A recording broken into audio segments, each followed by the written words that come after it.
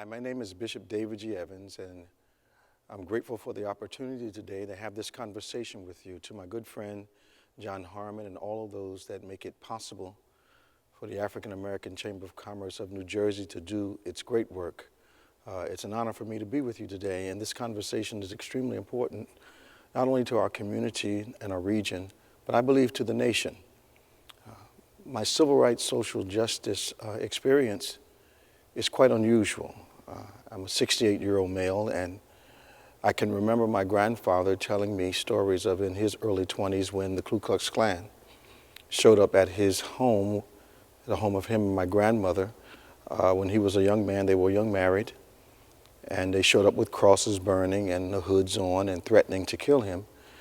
And he came out on the porch with his shotgun, with my grandmother clinging to his waist,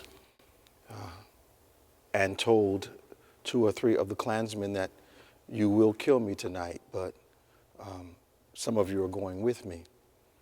The intensity of that moment, and he never left out the fact that my grandmother came out on the porch, wrapped her arms around him, and he said, "Leola, go back in the house." And she said, "No, if you're going to die out here tonight, I'm going to die out here with you." So we juxtaposed from that particular scene, very intense, to Chester, Pennsylvania, where I spent much of my boyhood. In Chester, Pennsylvania was Crozier Theological Seminary, which was probably one of the top, if not the top, African-American seminaries, because they were not allowed to attend the main campus of Colgate-Rochester in New York. And in that university, the likes of Martin Luther King, Abernathy, Bill Jones out of New York, and many other very noted historical African-American figures in the church today came through that seminary. My grandmother and my grandfather were longtime members of Bethany Baptist Church in Chester, Pennsylvania. Ironic how I pastor Bethany Baptist Church in Lindenwold, New Jersey. And because my grandfather was the chairman of the deacon board, which was quite a position in those days, the seminary students would come to visit Bethany Church at least twice a month, and twice a month my grandfather would bring them home. So the pendulum swings from the Ku Klux Klan on my grandparents' front lawn to Martin Luther King and Abernathy and Bill Jones and all those other noted men eating in my grandmother's kitchen in Chester, Pennsylvania. I had the experience of drinking from separate fountains and eating at separate counters and having to be schooled as I walked down the streets of Jacksonville, Florida with my great aunt as to who to look at, when to look down. We used separate bathrooms. So this gives me a great sensitivity, great concern for the over 1 million residents of our state that are African American and the 80,000 business people who find themselves trying to do business successfully in our state. As I look at the disparities in income, our state, like every nation, every state in the nation, has always been a land of equal talent, just not a land of equal opportunity. So we still see those disparities in income and in wealth and health care, something that should be basic to every American. Education, workforce readiness, and of course, our criminal justice system is on full display at this time.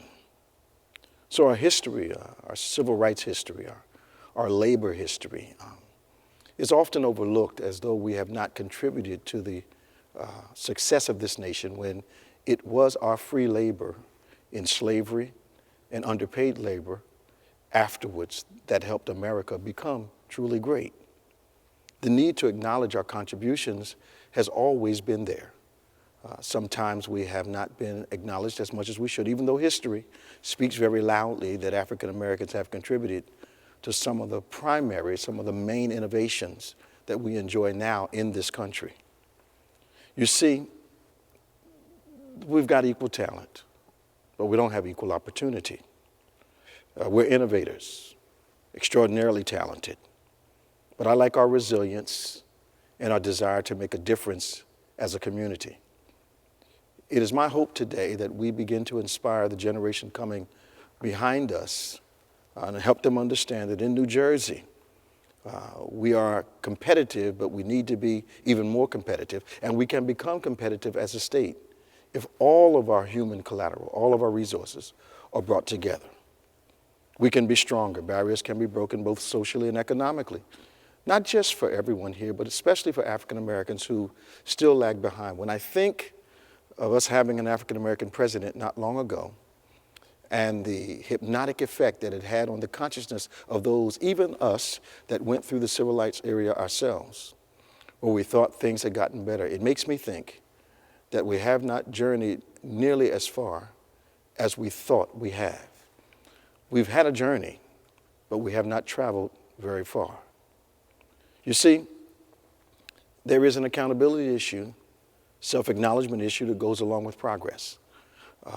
We have to admit and begin to solve the problems in our own communities.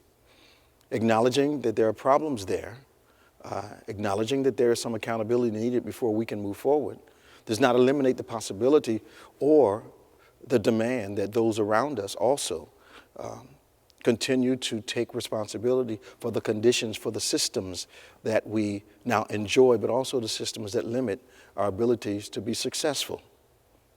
We have to take full advantage of this opportunity. We're in a season now with the pandemic and the pandemonium that has come from the protests. We are in a season now where you and I have the opportunity to focus in on not destruction, but perhaps deconstructing some systems that have not been working well for all citizens, and tactfully, strategically, with wisdom, reconstruct those systems that will work for everyone in our state and all of us that live in this nation.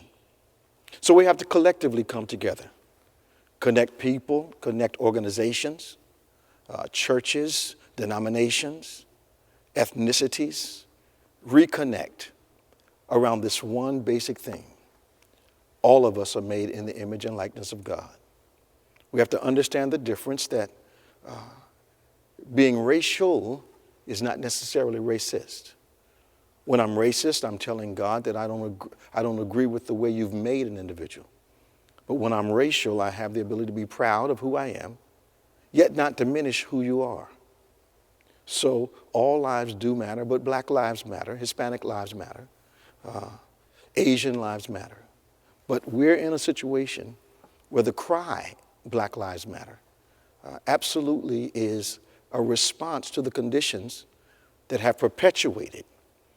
We've not come that far if we can still watch young black men and women beat in the street, strangled to death with apparent ease, shot, misused, mishandled. We've not come very far, but I believe that with the Chamber of Commerce and John Harmon doing what they know how to do, and we as the people rallying together, all ethnicities, not just African Americans, if we can all rally together, we can start to create some programs, deconstruct to reconstruct, so that all people benefit from our efforts. Lastly, this time is not a time for disunity. It's a time for laser focus, diligence, acknowledgement of what is true and what isn't, reconstructing, and of course, accountability. I want to thank you today for this great opportunity just to address a few of the issues that I believe are pertinent and important to those of us that live in the New Jersey community. I want to thank John Harmon and the African American Chamber for allowing me this opportunity to speak sensitively but purposely about some of the things that we don't like to acknowledge. When I find myself talking to my constituents, my contemporaries around the country of all ethnicities, I'm amazed at the difference in the way we see what history has unfolded into a present, how history has unfolded into our present right now. I'm amazed, and I understand that we can get siloed in our own experiences, secure in our own places, and not really impacted by what's happening in the lives of others until it lands on our front porch. It has landed on our front porch, America. It has landed New Jersey. It has landed communities around this state.